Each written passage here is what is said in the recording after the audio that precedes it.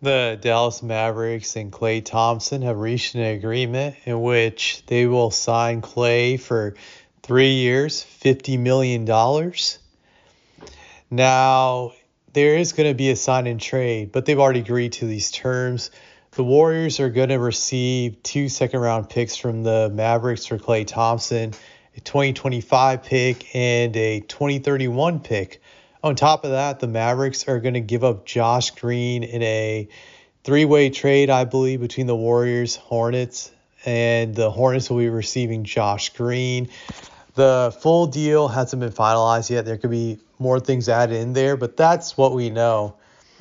I have to say, for Klay's part, he really lost out, and it must really hurt his ego to a huge degree that the Warriors actually favored Draymond more than they favored him. And I feel Draymond is more washed than him, to be honest. Like they're both way past their prime now, but it's just mind-boggling. They picked Draymond, the troublemaker, the guy who gets a bunch of suspensions, over Klay, who's not as disruptive, but is like a pothead. Granted, I've heard stories now that are circulating, that's coming out, that he was throwing emotional tantrums and he was very tough to be around the last year or so with the Warriors, just in the locker room, just throwing stuff on the ground, stomping out of frustration. But I still would take that over what Draymond brings to the locker room. So it's interesting that the Warriors were hell-bent in re-signing Draymond just a year ago, and it's the opposite now with Klay, that they were very reluctant to even negotiate with him. I think the biggest reason why they probably didn't want to re-up Klay now is because I see the apron and the luxury tax, all the other stuff that goes into it. I think the second reason now is they won't openly admit it, but I think they do regret overpaying Draymond for nothing. And they didn't want to make another mistake, so they were just like, well, we're just going to let you walk. Now, for Klay's part, I believe last year when he was having contract talks with the Warriors, they offered him more than the 3 years, $50 million deal that the Mavericks offered him. This is an example of how betting on yourself doesn't always work out, and Klay really paid the price. He probably would have been, I would say probably, he would have been better off accepting the Warriors deal last summer, what they offered.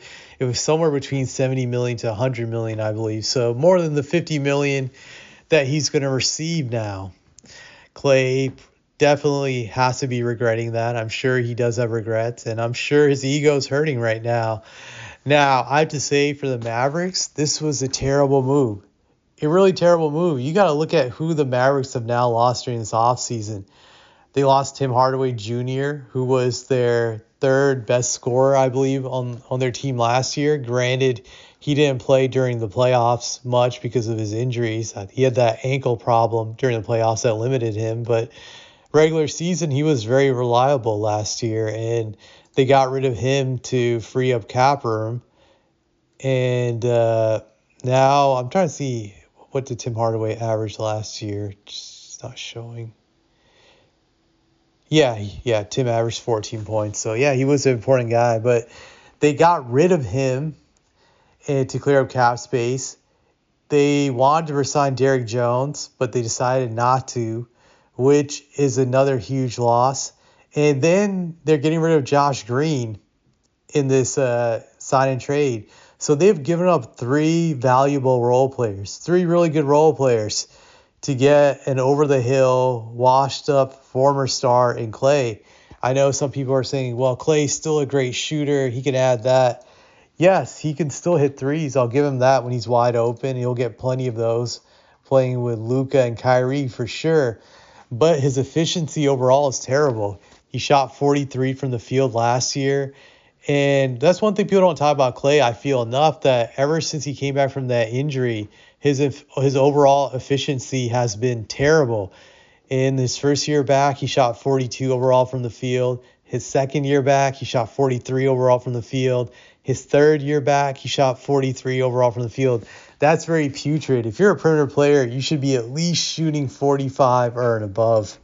If you're shooting below 45 overall from the field, you're very inefficient. You're hurting your team, especially if you're one of the primary scorers on the team. So he's very inefficient. They're going to have to suffer with those really bad games he has, and he does have a lot of them. The other thing I have to say is his defense is crap. He is a traffic cone on defense. Just a terrible defender now. He was once a great two-way player, but the injuries have taken away from his lateral mobility. Just he was never the same after tearing his Achilles and ACL. Just he never got back his defensive abilities, and he's only going to get worse. He's gotten worse every year since he's been back. So he's a traffic cone that's very inefficient. That's pretty much what the Mavericks got for giving up their three valuable role players.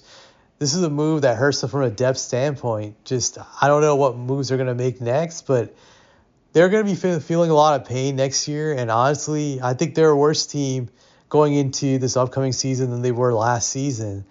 They're going to regress. That's what I believe. This is a bad signing.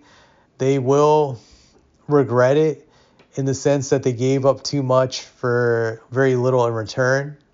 Now, the 3 years, $50 million is not really much compared to the astronomical salaries that are coming out now. They should be able to move his contract, but they lost some good role players. I think that they don't realize how big those guys were for them right now, but they will during the regular season. Also, when their defense takes a huge hit, they will realize how important those guys were. But that's all I have to say about this.